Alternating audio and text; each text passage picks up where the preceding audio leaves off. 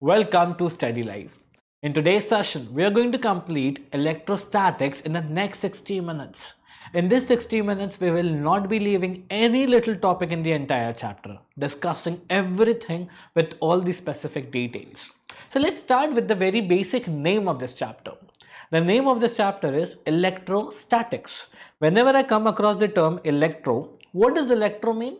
It kind of refers to electron, and electron क्या चीज है? Charge, right? So electro basically talks about charges. And whenever I come across statics, statics means rest. The word statics mean rest. That means we are going to talk about charges in a state of rest. So electrostatics is nothing but the study that explains about charges in a condition of rest, not moving charges. Now the very first thing that we come across in this chapter is Gauss law. It is Gauss law. What is Gauss law? We have studied about Gauss law in standard 11th already. If you remember what we have studied in standard 11th, this is the topic. This over here is Gauss law. Gauss law basically dictates about electric flux. What is electric flux? Electric flux is basically the number of lines of forces passing perpendicular through a unit area. So in case if this is a unit area and there are lines of forces perpendicular to it, these are called as electric flux. These are called as electric flux. And Gauss law explains it as phi is equal to Q by epsilon naught, where Q is the charge enclosed by that surface and epsilon naught is absolute permittivity of free space, for which the value is 8.85 into 10 raised to minus 12 Coulomb square upon Newton meter square. This is epsilon naught, Q is the charge, phi is the electric flux, which can also be expressed as a dot product of electric field intensity and area. Electric field intensity and area. So if I want to resolve this dot product, I can simply write it down as E ds cos theta. I can simply write it down as E ds cos of theta, where theta is nothing but the angle between E and ds. What is theta? Theta is nothing but the angle between electric field intensity and area. Now we're going to learn some applications related to Gauss law. And the very first application related to Gauss law is with the help of a spherically charged conductor. So here we are going to calculate the electric field intensity due to a uniformly charged spherical shell or a hollow sphere. In order to understand this, what I am doing is I am going to consider a simple sphere. So this is a basic sphere, you can see, right, with a radius of capital R. You can see this thing with the radius capital R. At some point P, let's just say at some point P, I want to calculate the electric field intensity. So what do? I'll be doing something like creating a Gaussian sphere. What is a Gaussian sphere? An imaginary sphere with the center same as that the center of this original sphere. Both of them should be having a very similar sphere. Okay, so awesome. So we'll be creating a point P along which there will be a little area ds, and since there are positive charges on the surface of the original sphere, I see that the electric field intensity is pointing outwards. The electric field intensity is pointing outwards. My direction of area is also pointing outwards. I have created a Gaussian surface. This Gaussian surface has a radius of small r. Now what should I do? I understand that since the direction of E and ds is same, the angle between them is 0 degrees. So when the angle between them is 0 degrees, the value of cos theta becomes cos 0 and that becomes equal to 1. With that information, I am going to operate on this case of Gauss law. Let's do that. I know that electric flux is equal to Q by epsilon naught. This is as per Gauss law. And I also know that E dot ds, that is equal to E ds cos theta, is equal to E into ds, since the value of cos theta is 1.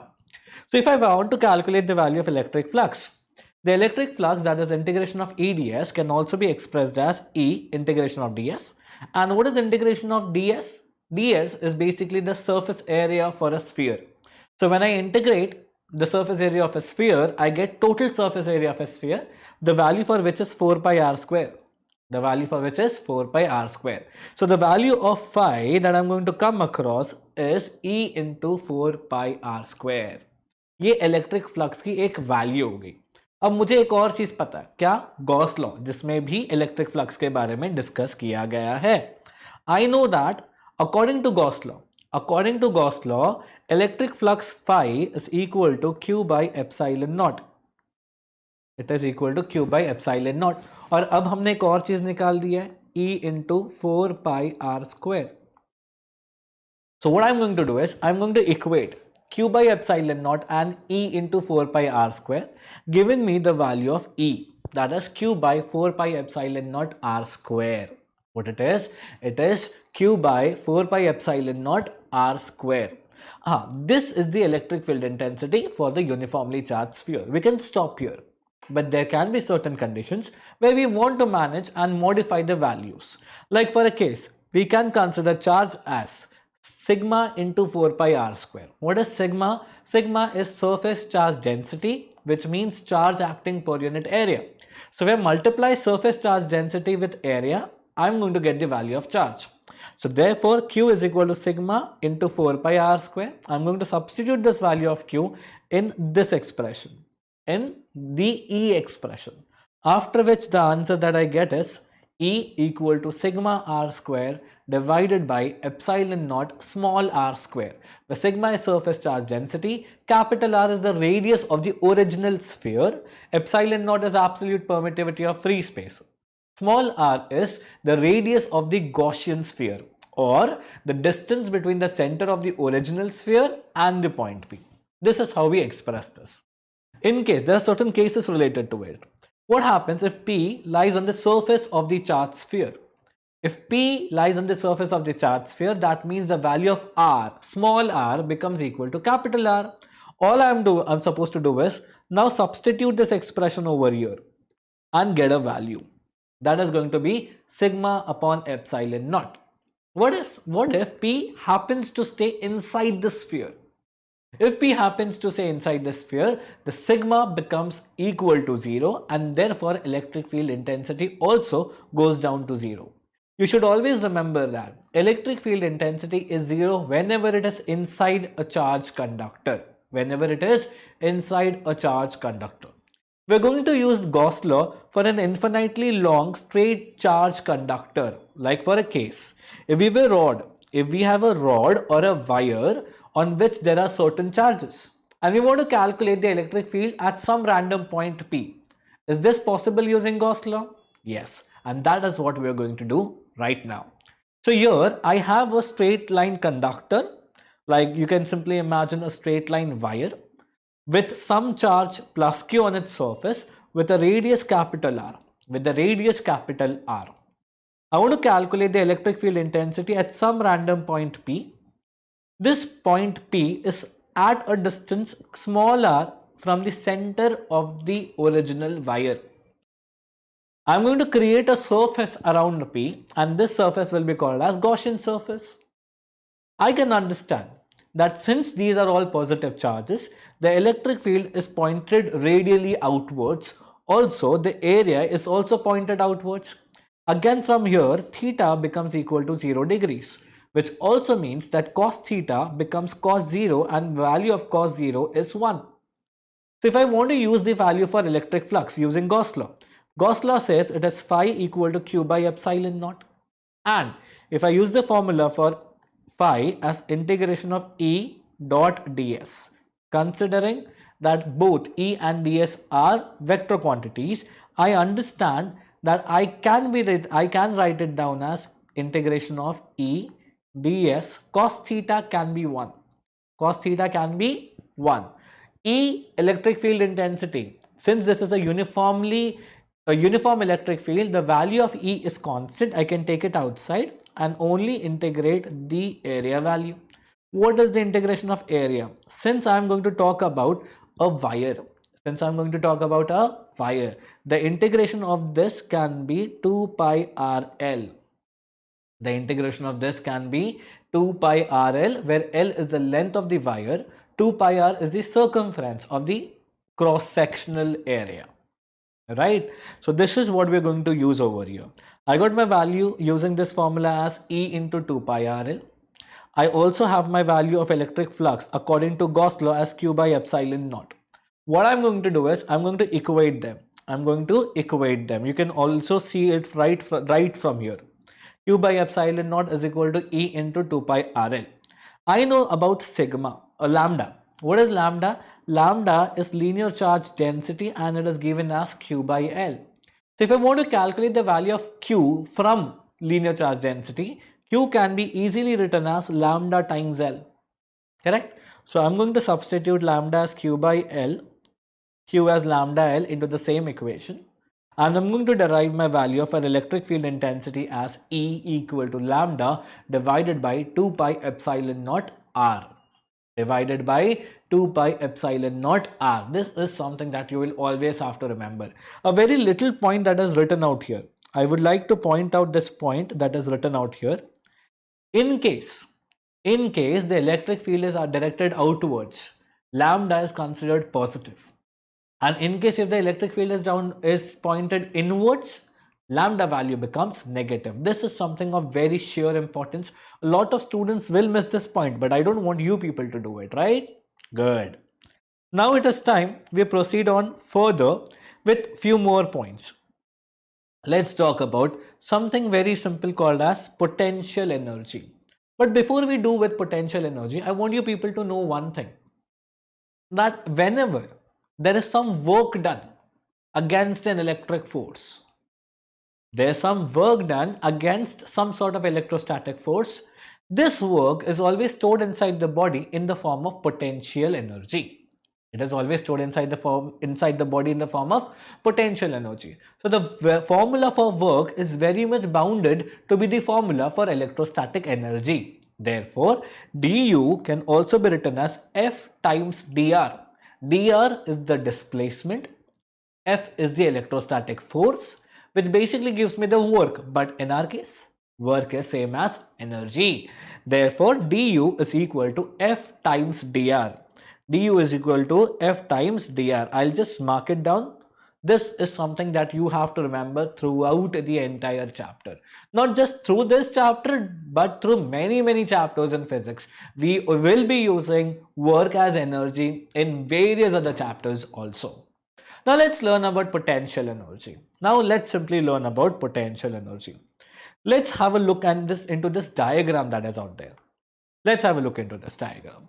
In this diagram, I get to see that initially there is some charge plus Q that is located at point O. There is some charge plus Q that is located at point O.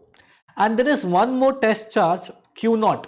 There is one more test charge Q naught that is randomly located at some far point A. That is randomly located at some far point A.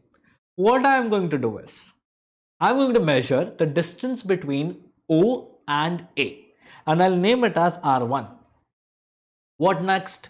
Next is pushing this charge Q naught towards point O.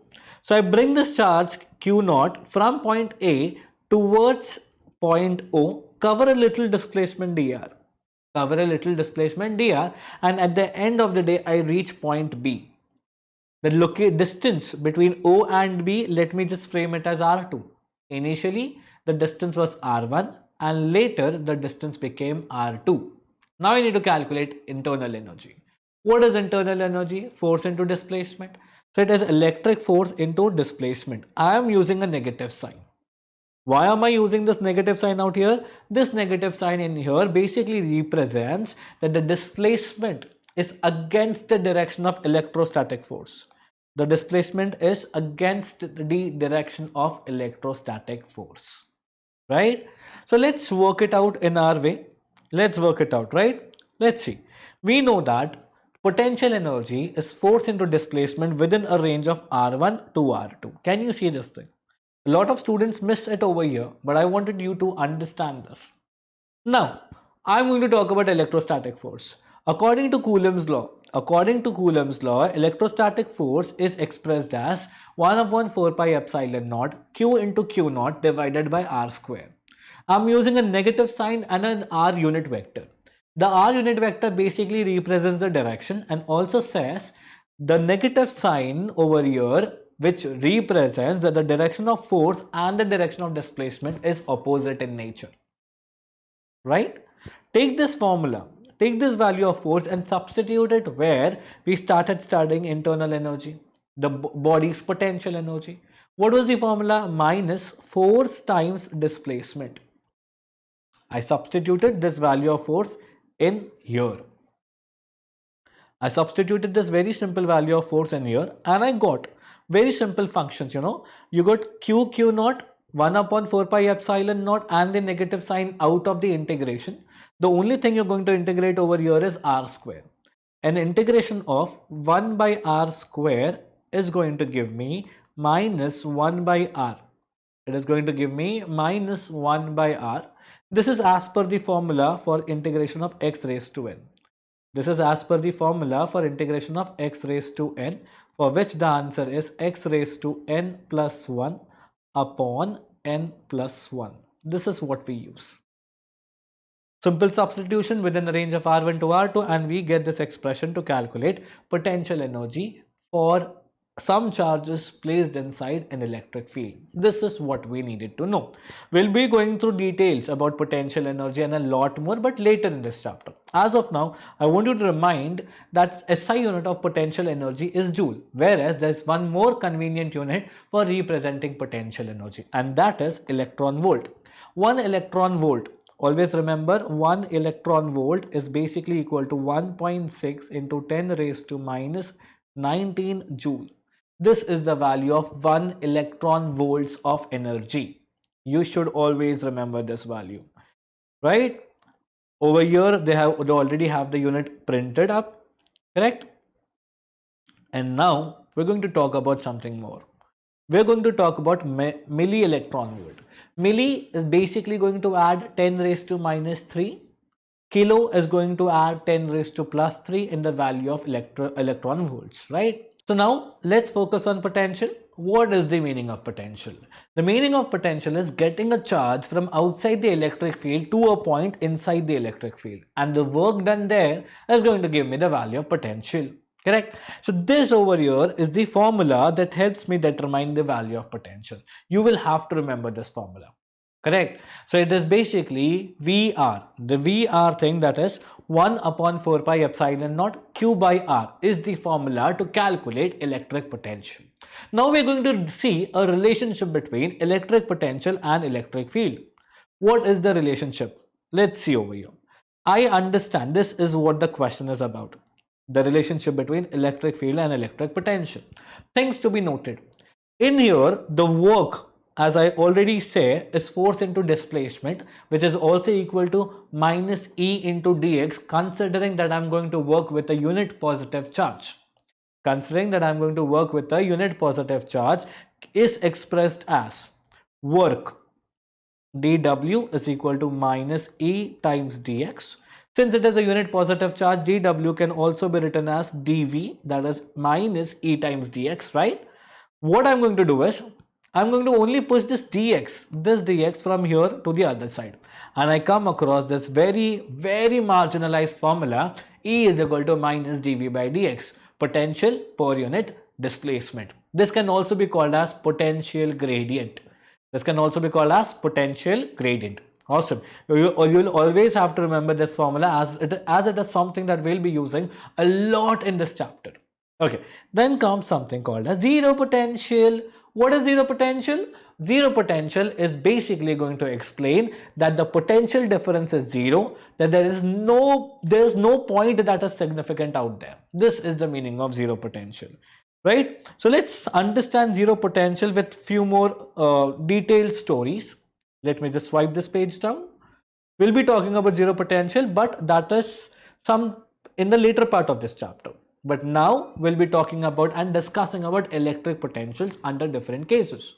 So let's just say if I've got a single point charge and I want to calculate the electric potential, what I got to do is I'll be having to move this charge from one point to another, calculate the work, divide the work with some charge, and you get the answer. But since it is only one charge over here, I'll only be going to calculate work. And what is work? Force into displacement. The formula for force is 1 upon 4 pi epsilon naught q by x square. I'm going to calculate work using this formula of minus f dx. And the very moment I decide to multiply and integrate, I am going to come across the formula for work as q divided by 4 pi epsilon naught r. Now, I'm going to talk about a single charge. And whenever I'm talking about a single charge, my W becomes equal to V. The value of W becomes equal to V. That means the work done is stored in the form of potential. And this formula for work now becomes my value of potential if there is only one charge. In case if there is only one charge. In other cases where we will have more than one charges, the concept will vary. But in this case, जहां पे हमारे पास सिर्फ एक ही charge होगा, the value of electric potential is going to be equal to 1 upon 4 pi epsilon naught q by r. Correct? Great. So let's proceed further to this graph out here. In this graph, there are two things I want you to notice. First is E is going to be proportional to R square. E is inversely proportional to R square, and this basically talks about a parabolic curve. What does it talk about? A parabolic curve. And here I have a simple inverse proportion. I have a very simple inverse proportion, and this simple inverse proportion is going to give me a very linear sort of curve. So if I want to draw a graph with V and R, this is what I'm going to use. This is going to give me a negative slope with not much of a very standard curve. But if I talk about E and R, this is going to give me a very parabolic curve. So the curve is going to extend like this. This is something really important. A lot of times these questions are exactly asked in the exams, and students tend to make a mistake. Let's proceed further with different cases. Now we're going to talk about an electric dipole, and we're going to calculate the electric potential for an electric dipole. It's a super easy question, but some students really make mistakes. What is a dipole? What do you mean by a dipole? A dipole is two charges placed at certain distance. The two charges are generally of opposite nature. That means one of them is positive, the other is negative, and we got to calculate the electric potential due to a dipole. So let's have a look at this diagram over here. At point A, there is a charge plus Q, and at point B, there is a charge minus Q. I want to calculate the electric potential at point C. Right? I connect A to C, mark the distance as R1. I connect B to C, mark the distance as R2. And if I think perfect, the electric potential due to a charge plus Q at point A can be very profoundly written as 1 upon 4 pi epsilon naught Q by R1 with the positive charge. And if I want to do the same with point B, it is going to be 1 upon 4 pi epsilon naught minus Q by R2, the one that is written there. Let me show you this. V2. The total electric potential is nothing but the total sum of Q V1 and V2, which ends up at this formula. I'll mark this formula as 1. Now the actual tedious procedure starts, where 1 upon R1 minus 1 upon R2 has to be found out. So for this I'll have to go back to this diagram. And in this diagram I'll be having to use Pythagoras theorem on this expression. This triangle. After I use Pythagoras theorem from this triangle, I'll come across something like this. I'll be using binomial expression to get rid of this, and I'll be getting 1 upon R1 as 1 upon R, 1 minus 2L by R cos theta raised to power minus half. After using binomial expressions and after working out with the similar triangle but on the other side, I will also be getting the value of 1 upon R2. What next? We remember that over here, the only problem that we had in calculating the electric potential was 1 upon R1 minus 1 upon R2. So we will be calculating 1 upon R1 minus 1 upon R2, and we will be substituting it over here. After a lot of mathematics done, we will come across the expression that looks like this. VC, that is the potential at point C, is Q by 4 pi epsilon naught R 2L cos theta by R. Q into 2L. What is Q into 2L? Q into 2L is basically electric dipole moment, and that is written as P. That is written as P. So I'm going to substitute Q and 2L as P. So the expression becomes 1 upon 4 pi epsilon naught P cos theta by R square, where P is electric dipole moment, cos theta is the standard expression, where theta you remember well, right? Good.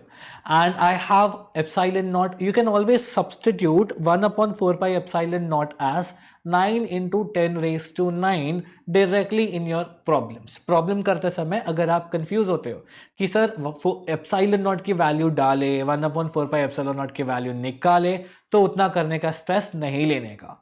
अब वहां पे 1 upon 4 pi epsilon naught की जगह directly 9 into 10 raise to 9 substitute कर सकते हो और आपके मार्क्स बिल्कुल भी नहीं कटेंगे। अब हमारे पास जो फॉर्मूला आ चुका है V का, that is 1 upon 4 pi epsilon not P cos theta upon R square. इसमें अगर मैं एक एक्सियल पॉइंट पे काम करूं, that is a point that is on axis, theta की वैल्यू को जीरो सब्सटीट्यूट करना पड़ता है, जिसके कारण cos theta becomes cos 0 and that eventually becomes 1. So what I am going to do is यहां पे सिर्फ 1 आ जाएगा और बाकी का सारा फॉर्मूला सेम। बट सिमिलरली अगर मैंने मान लो इक्वेटर पे सोचा, कहां पे सोचा? इक्वेटर पे सोचा। इक्वेटर में थीटा की वैल्यू जो होती है वो होती है 90 डिग्रीज। अब थीटा की value 90, that means cos theta becomes cos 90, cos 90 becomes 0, that means मेरा इलेक्ट्रिक पोटेंशियल का पूरा फॉर्मूला जो है वो गायब हो जाएगा। इक्वेटर पे इलेक्ट्रिक पोटेंशियल एग्जिस्ट करता ही नहीं है, that is basically it becomes zero. It becomes zero. Now we're going to study electrostatic potential due to many charges. I've got many charges. यहाँ पे देखो आपके पास Q1 है, Q2 है, Q3 है, Qn है, n number of charges with a specific distance R1, R2, R3, Rn. ऐसे बहुत सारे charges है जो एक बहुत सारे high level के distance पे maintained है। अब let's calculate V1. It is 1 upon 4 pi epsilon naught Q1 by R1. V2 1 upon 4 pi epsilon naught Q2 by R2. V3 1 upon 4 pi epsilon naught Q3 by R3. ऐसे Vn 1 upon 4 pi epsilon naught Q1 by Rn. सबको add कर देंगे using the principle of superposition of potential, and this is the answer that we are going to get. Simple and easy, right? अब आगे बढ़ते हैं और हमारे next topic पे चलते हैं, जिसको हम लोग बोलते हैं इक्विपोटेंशियल सरफेस। क्या होता क्या equipotential surface?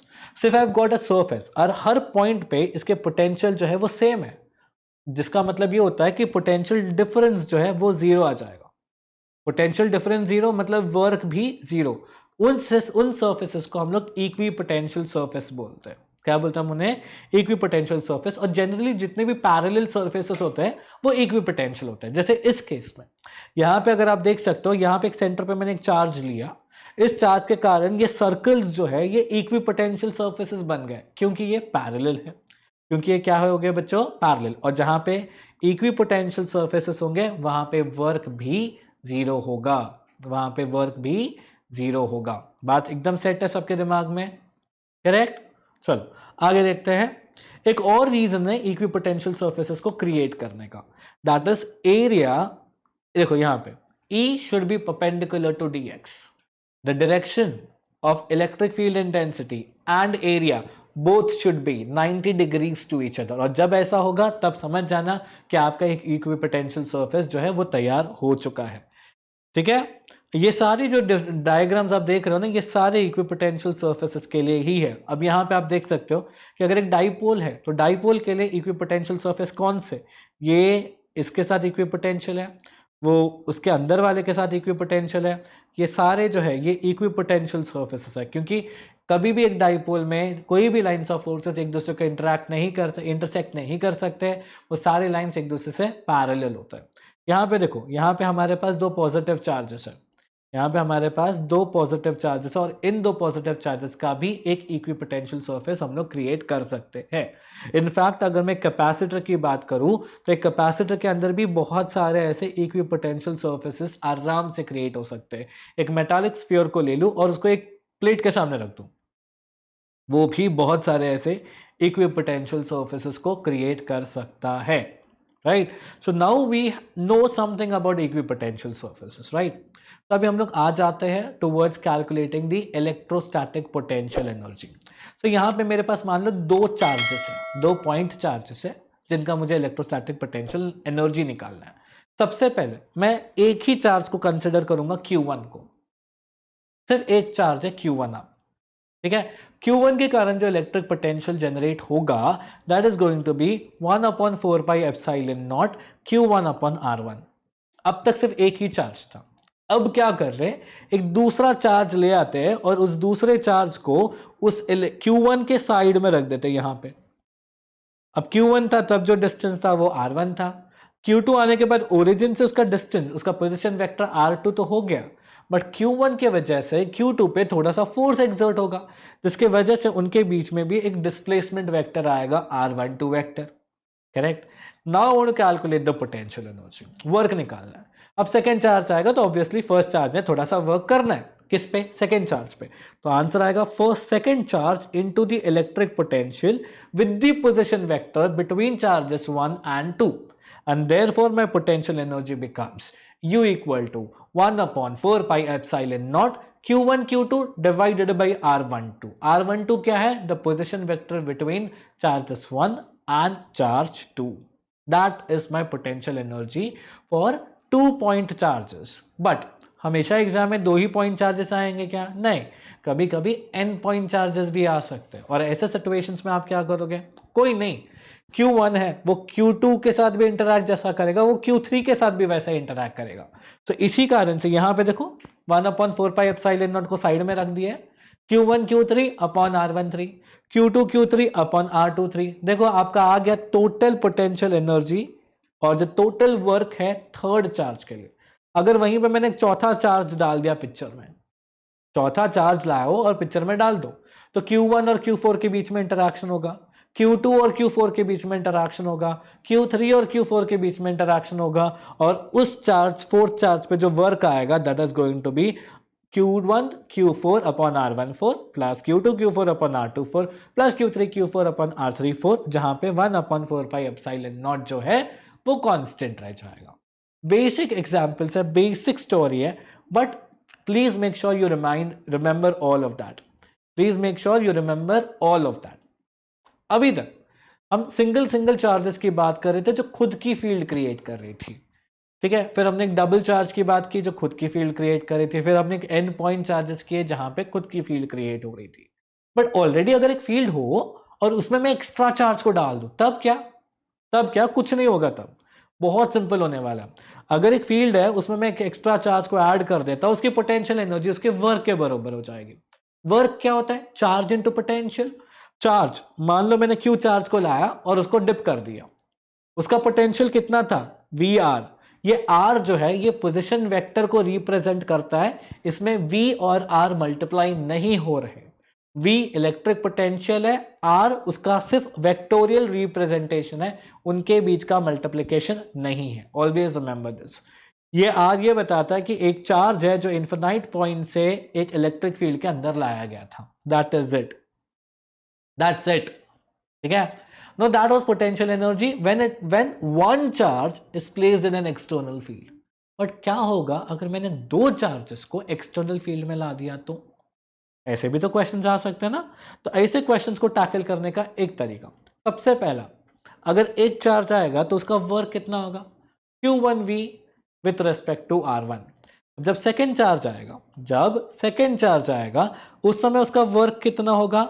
Q2V due to R2. But जब सेकेंड चार्ज आएगा तो क्या लगता है कि Q1 आराम से आने देगा? नहीं, Q1 भी वर्क करेगा उस पर. तो Q1 का जो वर्क होगा that is Q1 Q2 upon 4 pi epsilon naught R12. So the total work due to the first charge, due to the independent second charge and due to the interaction between first charge and the second charge, ये सारा जब add होगा तब जाके total electrostatic potential energy जो है हमको मिलेगी. अब पढ़ते हैं potential energy of a dipole की तरफ. डाइपोल क्या होता है? Two opposite charges placed at a certain distance to L. अब मुझे इनकी पोटेंशियल एनर्जी निकालनी है. Again what is potential energy? Equal to work. ठीक है. अब यहाँ पे एक डाइपोल को मैंने प्लेस कर दिया। अब पॉजिटिव चार्ज पे जो फोर्स लगेगा वो QE है and that is in the direction of electric field intensity. Negative charge पे जो फोर्स लगेगा that is -QE, that is opposite to the direction of electric field intensity. मैं ये जानता हूं ये जो P यहां पे लिखा है this is electric dipole moment, ये हमेशा नेगेटिव से पॉजिटिव की तरफ फ्लो होता है। इसका डायरेक्शन आपको हमेशा याद होना चाहिए। अब मुझे निकालना है potential energy, that means work निकालना है। वर्क का फॉर्मूला होता है फोर्स इनटू डिस्प्लेसमेंट। जब भी एंगुलर मोशन होता है तो फोर्स काम नहीं करता, टॉर्क काम करता है। और यहां पे जब मैं टॉर्क की वैल्यू निकालूं it is PE sin theta. I go to integrate this torque with displacement. Torque की जगह मैंने PE sin थीटा लिया और उसको डिस्प्लेसमेंट के साथ मल्टीप्लाई कर दिया। आफ्टर इंटीग्रेशन sin थीटा का इंटीग्रेशन बन जाता है -cos theta. With all the limits that we have, I substitute all of them and I calculate the value of work as PE cos theta naught minus cos theta. जब theta naught क्या है उसका initial position, theta क्या है उसका final position, that is the value. ठीक है, अगर डाइपोल इनिशियली आपका परपेंडिकुलर रहा होगा इलेक्ट्रिक फील्ड के तो थीटा नॉट की जगह 90 डाल देंगे तो cos 90 बन जाएगा 0। अगर आपका जो डाइपोल है वो इनिशियली एक्सिस के अक्रॉस रहेगा यानी इन the direction of electric field होगा तो थीटा नॉट की जगह 0 लग जाएगा, cos थीटा नॉट की वैल्यू बन जाएगी cos 0 and that will become 1। और यही सारी चीजें हमने यहां पे बताई है पॉइंट नंबर A और पॉइंट नंबर B में। अब डेरिवेशंस का सिलसिला थोड़ा सा कम होता है और थ्योरी शुरू करते हैं। ठीक है, अभी तक जो हम लोग कर रहे थे वो मेजर डेरिवेशंस कर रहे थे, अब थोड़ी सी थ्योरी पे चलता है। Let's start with understanding what are conductors. अब कोई भी चीज जिसको आप हाथ लगाए और उसके अंदर से इलेक्ट्रिसिटी चल रही हो, आप हाथ लगाते हो और आपको शॉक लग जाता है, दैट मीन्स वो conductor. Conductor is any object through which electricity can flow. Substances are materials or substances which allow electricity to flow through them are called as conductors. Conductors क्यों इलेक्ट्रिसिटी फ्लो करवा सकते हैं? क्योंकि बहुत सारे metallic conductors जो होते हैं उनके पास फ्री इलेक्ट्रॉन्स होते हैं। फ्री इलेक्ट्रॉन्स जो होते हैं वो बेसिकली कैरियर्स होते हैं इलेक्ट्रिसिटी के। बिना फ्री इलेक्ट्रॉन्स के इलेक्ट्रिसिटी कैरी नहीं हो सकती। ज्यादातर केसेस में मेटल्स, ह्यूमंस, अर्थ, एनिमल्स, ये सारे जो है ये हमारे कंडक्टर्स हैं। ये सब क्या है बच्चों? हमारे कंडक्टर्स है। अब इलेक्ट्रोस्टैटिक कंडीशंस के अनुसार एक कंडक्टर के पास कुछ खास प्रॉपर्टीज होनी चाहिए। इसमें से इक्के दुक्के के बारे में तो मैंने ऑलरेडी बता ही दिया आपको।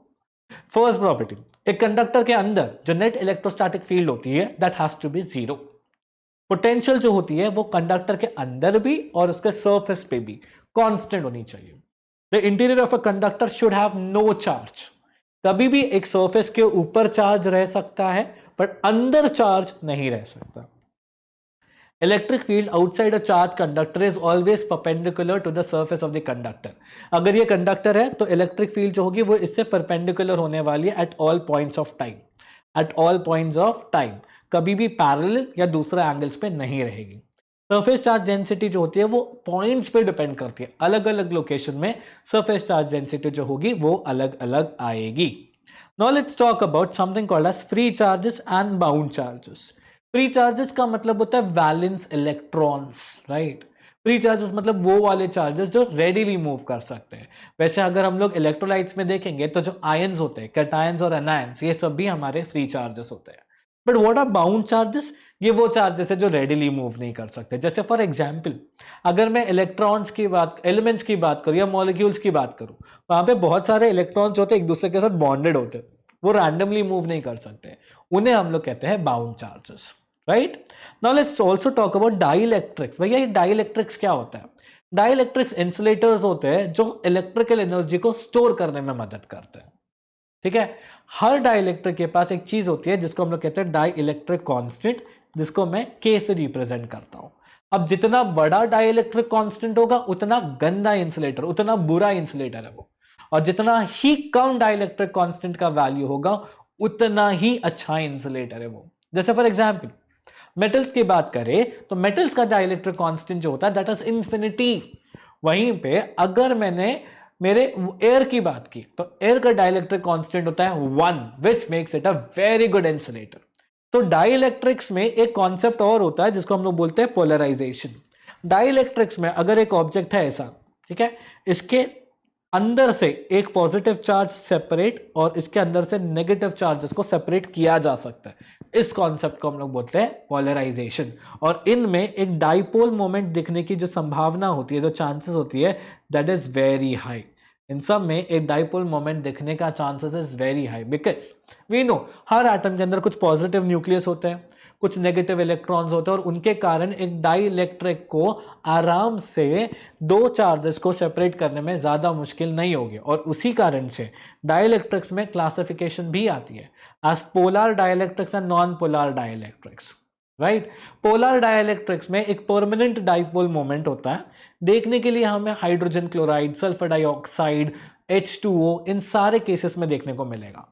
हर एक पोलर मॉलिक्यूल में ज्यादातर केसेस में एक इलेक्ट्रोनेगेटिव एलिमेंट को देखा जाता है जो डाइपोल क्रिएट करने का पोटेंशियल रखता है।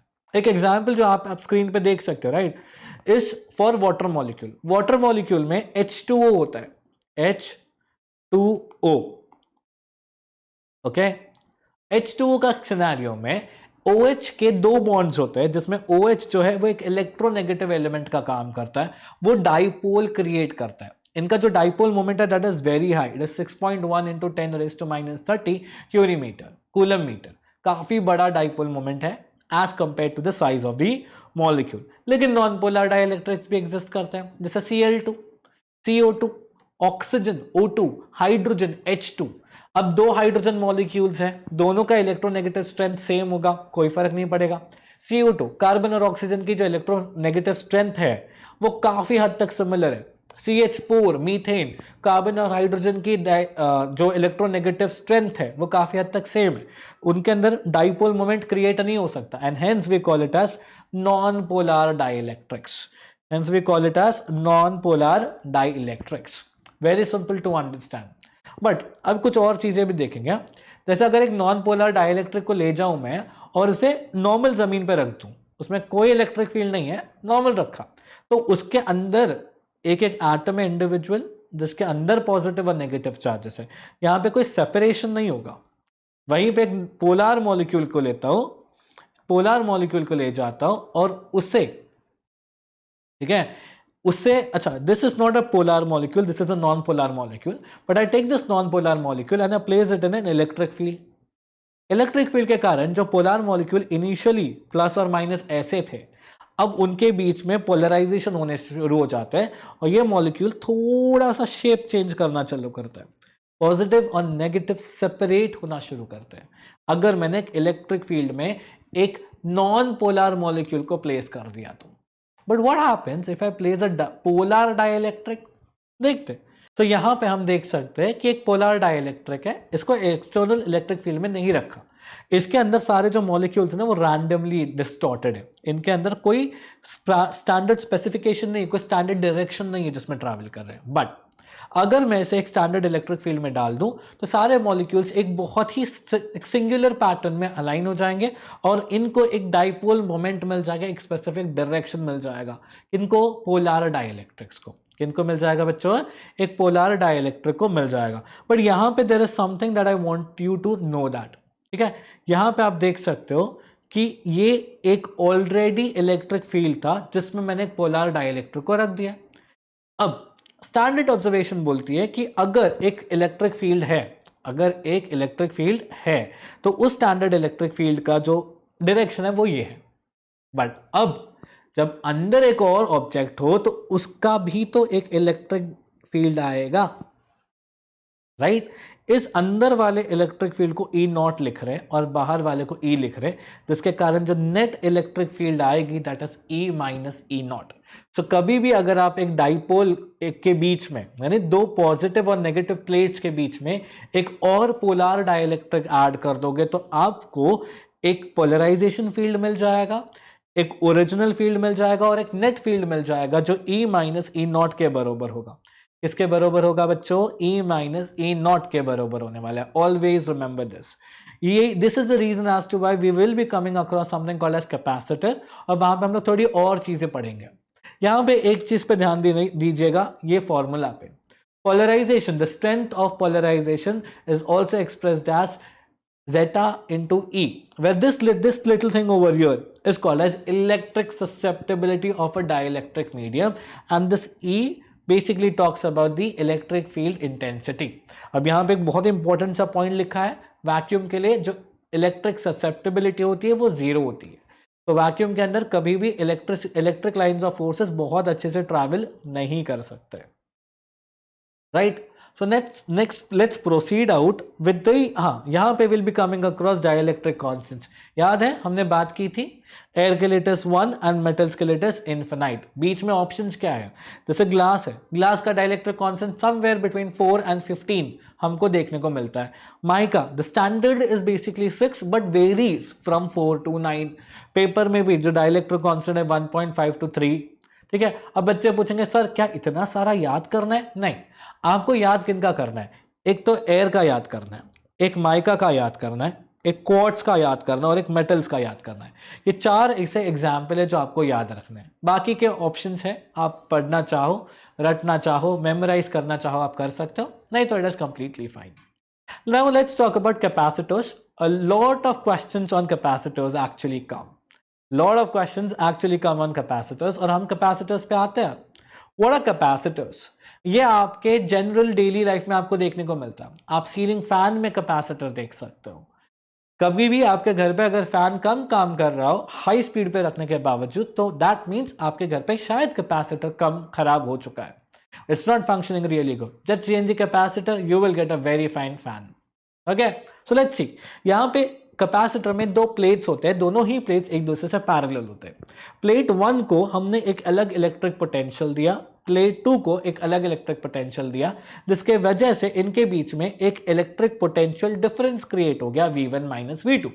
जब भी 2 प्लेट्स के बीच में एक इलेक्ट्रिक पोटेंशियल डिफरेंस होता है, उनके बीच में हम चार्जेस को स्टोर कर सकते हैं, and this is the job of a capacitor. Capacitor का काम होता है टू स्टोर चार्जेस, एंड उसका जो एक्सप्रेशन होता है that is C, capacitance. It is basically the charge stored per unit potential difference. This is something that you have to remember. ठीक है.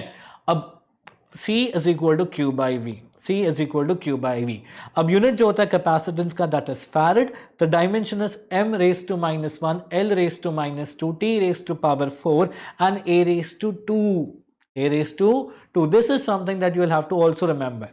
1 microfarad is 10 raised to minus 6 farads, nanofarad is 10 raised to minus 9 farads, and a picofarad is 10 raised to minus 12 farads. Good. Now let's talk about capacitors. Capacitors, right? यहाँ पे हम पढ़ने वाले हैं about capacitors in series. अगर मान लो मेरे पास बहुत सारे कैपेसिटर है जिनको मैंने सीरीज में कनेक्ट कर दिया, तो basically what happens in series is the charges remain constant, but जो पोटेंशियल होता है V1, V2, V3 वो कांस्टेंट नहीं होता. हमको पता है कि C is equal to Q by V, so V is equal to Q by C. इसी फॉर्मूला का यूज करेंगे, V1, V2, V3 क्रिएट करेंगे, सबको ऐड करेंगे और हम निकालेंगे the total capacitors, the total effective capacitors. देखो कुछ ऐसे जा रहा है आपका डेरिवेशन, बहुत सिंपल सा डेरिवेशन है, कुछ ऐसा आपको प्रोडक्ट मिलेगा. C equivalent is going to be 1 upon C1 plus 1 upon C2 plus 1 upon C3 until it is the nth capacitor. So this is a shortcut that you will have to remember for solving problems in JEE, NEET and CET. Sometimes they ask you questions based on them. But क्या सिर्फ series में हो? Nah, parallel में भी तो हो सकता है capacitors arrange. So here I have C1, C2 and C3 जिन्हें मैं सबका सब parallel में connect करता हूँ. What happens next?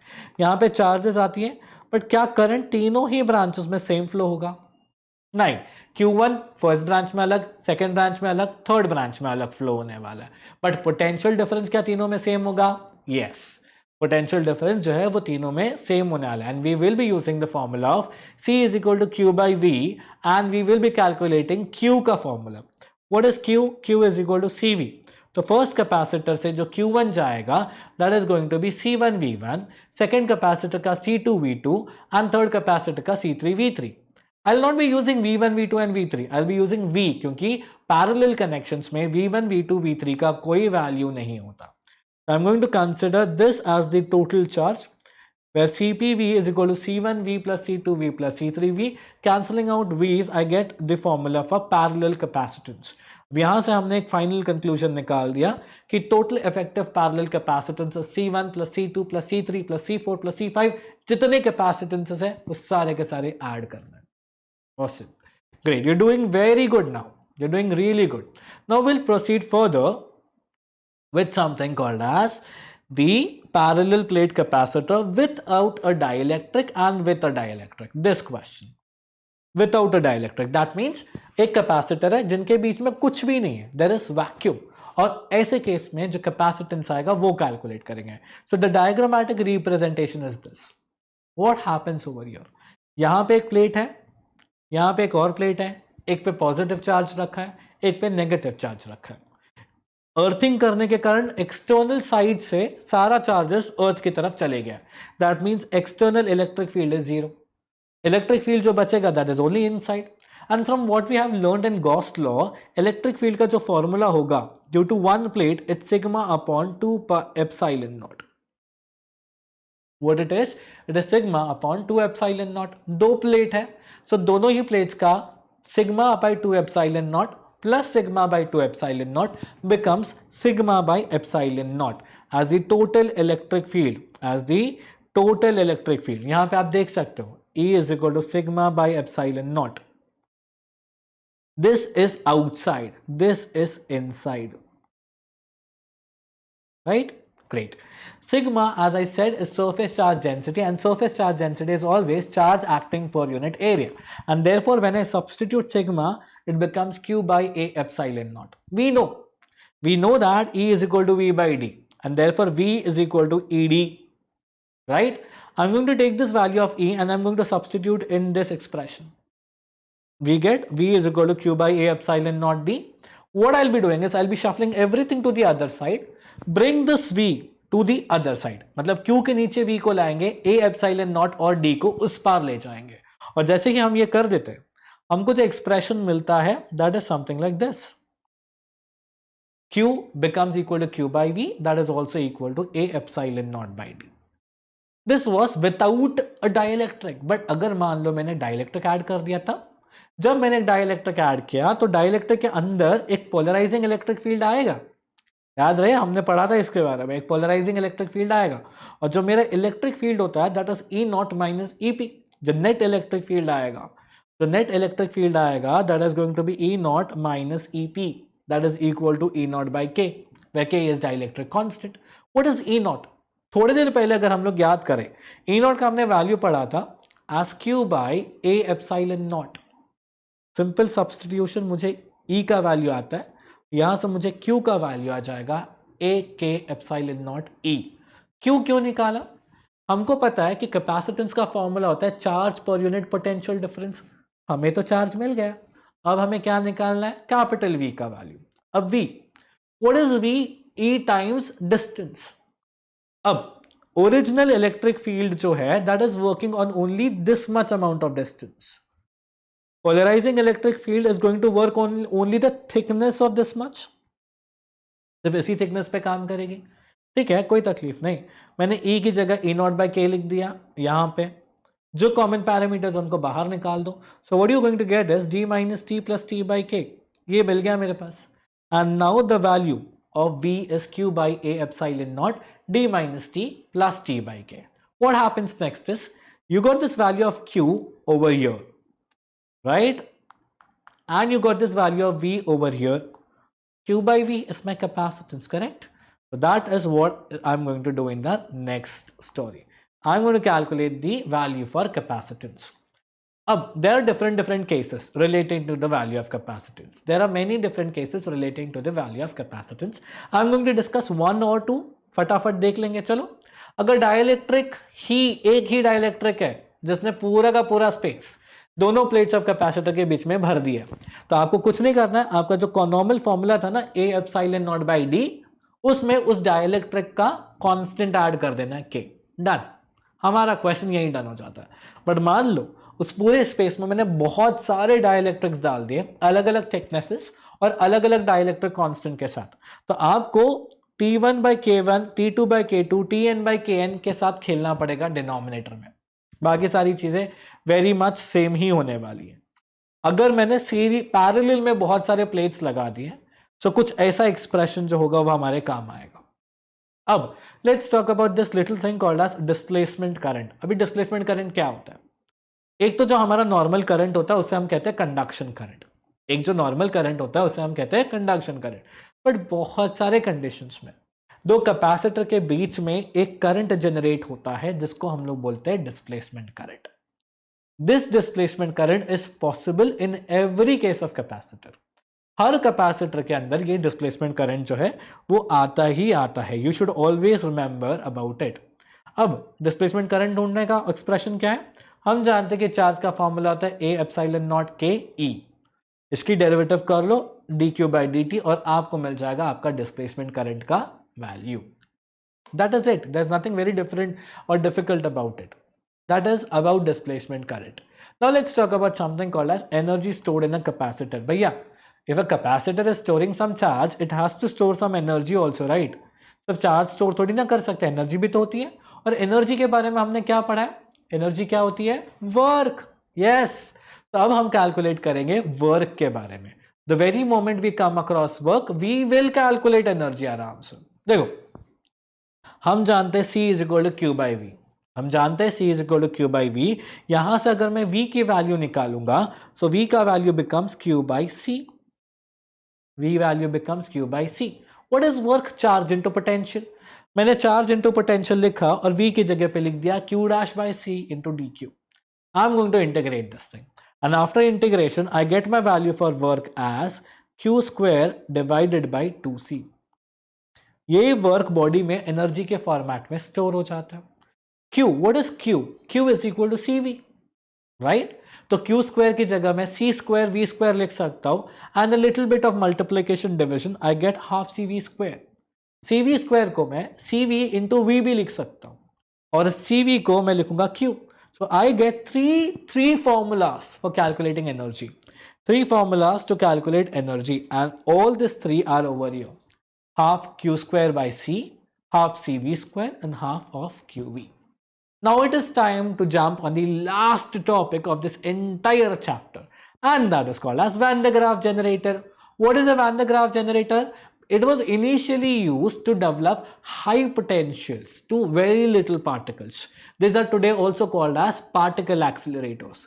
In today's world, we have many particle accelerators working for us, but one such specimen of Van de Graaff generator in our country is kept at IIT Kanpur for basic study. पढ़ने के लिए use करते हैं अब उसको। ठीक है, पहले ये काम आता था पार्टिकल एक्सीलरेटर के लिए, बट काफी पुराना हो चुका है। सो अब इसे सिर्फ रिसर्च के लिए यूज किया जाता है बाय द स्टूडेंट्स। यहाँ पे तीन कॉन्सेप्ट काम करते हैं। सबसे पहला is called as corona discharge. What is corona discharge? अगर कहीं पे भी एक शार्प पॉइंट होता है तो चार्जेस उन शार्प पॉइंट से बहुत इजीली एग्जिट और एंट्री कर सकती है।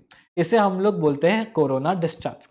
सेकेंड पॉइंट ये बोलता है कि अगर कोई भी हॉलो कंडक्टर है और उस पर आप चार्ज करने की कोशिश करोगे तो सारा का सारा चार्ज उसके आउटर मोस्ट सरफेस पे आ जाएगा, इनर सरफेस पे नहीं, आउटर मोस्ट सरफेस पे आ जाएगा।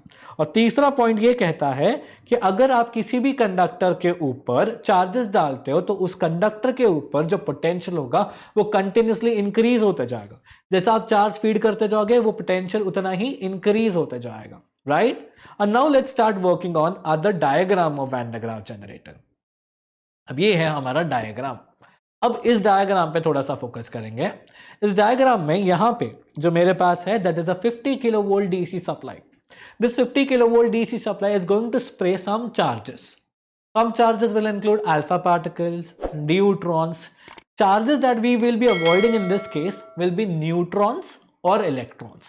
Electrons क्योंकि बहुत छोटे होते हैं और न्यूट्रॉन्स क्योंकि वो चार्ज्ड नहीं होते, वो न्यूट्रल पार्टिकल्स होते हैं। इसीलिए इस बहुत हाई पोटेंशियल सप्लाई से मैं यहां पे पॉइंट ए पे एक स्प्रे कोम्ब है।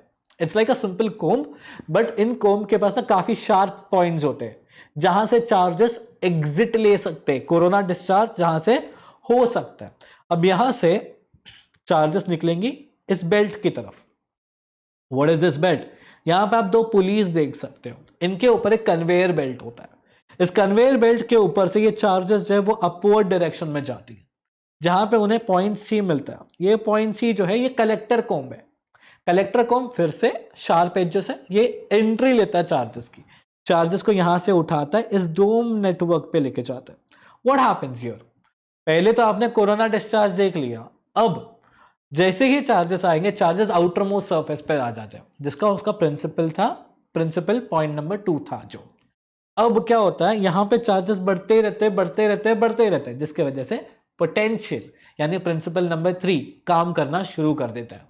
बहुत स्ट्रॉन्ग पोटेंशियल क्रिएट होने के बाद उसको एक टैबलेट में डाला जाता है, एक पाइप के थ्रू पास किया जाता है और उसे टारगेट में हिट किया जाता है। अब आप सोच रहे होगे कि भैया ये तो ठीक सुन लिए, बट टारगेट क्या चीज है इसमें? Basically Van de Graaff generator या पार्टिकल एक्सीलरेटर्स जो होते हैं वो न्यूक्लियर रिएक्शंस को प्रोब करने में मदद करते हैं, यानी इनिशिएट करने में, उनको एक्टिवेट करने में मदद करते हैं। जैसे रेडियो एक्टिविटी नेचुरल हो और सिर्फ, बट बहुत सारे केसेस में आर्टिफिशियल रेडियो एक्टिविटी भी होती है और उनके केस में particle accelerator like Van de Graaff generator can be used. Also अगर मुझे न्यूक्लियस की स्टडी करनी है, वहां पे भी van de Graaff generator use कर सकते हैं। छोटे छोटे पार्टिकल्स को बहुत हाई पोटेंशियल पे ले जाके उनको बहुत हाई एनर्जी देनी हो, तब भी हम वैन डर ग्राफ जनरेटर को यूज कर सकते हैं। यहाँ पे आपके पास स्क्रीन में ना कुछ बेसिक यूजेस आएंगे वैन डर ग्राफ जनरेटर की। The very first uses to carry out the disintegration of nuclear of different elements. अलग अलग एलिमेंट्स हैं, उनके न्यूक्लियस को ब्रेक करना है, and this is what we can do using Van de Graaff generator. यहां पे हम आइसोटोप्स भी क्रिएट कर सकते हैं, radioactive isotopes. Nuclear structure की स्टडी कर सकते हैं, different types of nuclear reactions को स्टडी कर सकते हैं, इलेक्ट्रॉन्स को इतना एक्सीलरेट कर दो कि वो फूड और बाकी सारी चीजों को स्टेरलाइज कर सके और उनको हम दूसरे एप्लीकेशंस में भी यूज कर सके। So that was your chapter on electrostatics. I hope you guys have enjoyed the entire lecture and all your doubts regarding electrostatics are done. With that in mind, I would like to conclude today's session. We of course will be meeting with many other chapters and we will be revising a lot of them, but that will be for some other video. Please stay tuned with Study Life and keep learning with me. Thank you.